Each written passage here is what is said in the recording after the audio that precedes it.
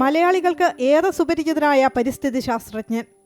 പശ്ചിമഘട്ടം എന്ന വാക്ക് കേൾക്കുമ്പോൾ തന്നെ ആദ്യം മനസ്സിലേക്ക് ഓടിയെത്തുന്ന പേര്. പശ്ചിമഘട്ടത്തിലെ അശാസ്ത്രീയമായ വികസന പ്രവർത്തനങ്ങളെക്കുറിച്ചും അതുണ്ടാക്കാവുന്ന ആഘാതങ്ങളെക്കുറിച്ചും ആദ്യമായി മുന്നറിയിപ്പ് തന്നത് മാധവ് ഗാഡ്ഗിലാണ്.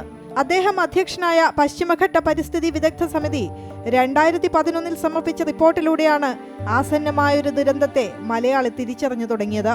പശ്ചിമഘട്ടത്തിന്റെ 75% പരിസ്ഥിതി ലോല മേഖലയായി പ്രഖ്യാപിക്കണമെന്ന ശുപാർശ ഏറെ വിവാദങ്ങൾക്കും വഴിതെളിച്ചു.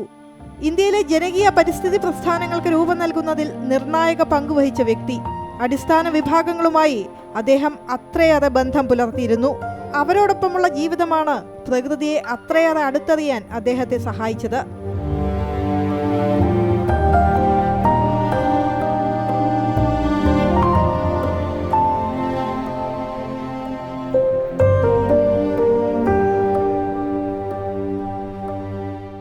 ആയിരത്തി 1942 പൂനെയിലെ ഗോവൻ ബ്രാഹ്മണ കുടുംബത്തിലാണ് അദ്ദേഹം ജനിച്ചത്.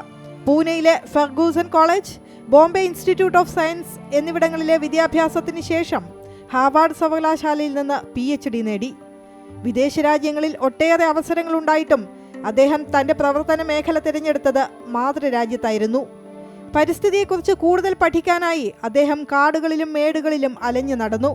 ഗോത്രവിഭാഗക്കാർ, മത്സ്യത്തൊഴിലാളികൾ അടക്കമുള്ളവരുമായി നല്ല ബന്ധമുണ്ടാക്കി. പരിസ്ഥിതി സംരക്ഷണത്തിനായി താഴെത്തട്ടിലുള്ള ജനങ്ങളുമായി അദ്ദേഹം കൈകോർത്തു. ബാംഗ്ലൂരിലെ ഇന്ത്യൻ ഇൻസ്റ്റിറ്റ്യൂട്ട് ഓഫ് സയൻസിൽ 31 വർഷം സേവനമനുഷ്ഠിച്ചു. അവിടെ സെന്റർ ഫോർ ഇക്കോളജിക്കൽ സയൻസ് സ്ഥാപിച്ചു. സ്റ്റാൻഫോർഡിലും കാലിഫോർണിയ സർവകലാശാലകളിലും വിസിറ്റിംഗ് പ്രൊഫസറായും അദ്ദേഹം പ്രവർത്തിച്ചു. ഇന്ത്യയുടെ ജൈവ വൈവിധ്യ നിയമം രൂപീകരിക്കുന്നതിൽ പ്രധാന പങ്കുവഹിച്ച വ്യക്തിയാണ് മാധവ് ഗാഡ്ഗിൽ. 7 പുസ്തകങ്ങളും 225-ലധികം ശാസ്ത്ര പ്രബന്ധങ്ങളും അദ്ദേഹം രചിച്ചിട്ടുണ്ട്. A walk up the hill, living with people and nature എന്നത് അദ്ദേഹത്തിന്റെ ആത്മകഥയാണ്. 1981 പത്മശ്രീ നൽകിയും 2006 പത്മഭൂഷൺ നൽകിയും രാജ്യം അദ്ദേഹത്തെ ആദരിച്ചു. 2024 ഐക്യരാഷ്ട്രസഭയുടെ പരിസ്ഥിതി പ്രോഗ്രാമായ UNEP ചാമ്പ്യൻസ് ഓഫ് ദ എർത്തായി തെരഞ്ഞെടുത്തത് മാധവ് ഗാഡ്ഗിലിനെയായിരുന്നു. പ്രശസ്ത മൺസൂൺ ശാസ്ത്രജ്ഞയായിരുന്ന സുലോചന ഗാഡ്ഗിലാണ് ഭാര്യ. അവർ കഴിഞ്ഞ ജൂലൈയിലാണ് അന്തരിച്ചത്. പ്രകൃതിയെ നശിപ്പിച്ചുള്ള വികസന പ്രവർത്തനങ്ങൾ തുടർക്കഥയാകുമ്പോൾ നമുക്ക് നഷ്ടമായിരിക്കുന്നത് പരിസ്ഥിതിയുടെ കാവലാളെയാണ്. എങ്കിലും പ്രകൃതിയെ അറിഞ്ഞ് അതിനോടൊപ്പം സഞ്ചരിക്കുന്ന ഒരു ചെറു സഞ്ചയത്തെ വാർത്തെടുത്താണ് അദ്ദേഹം വിടവാങ്ങിയത്.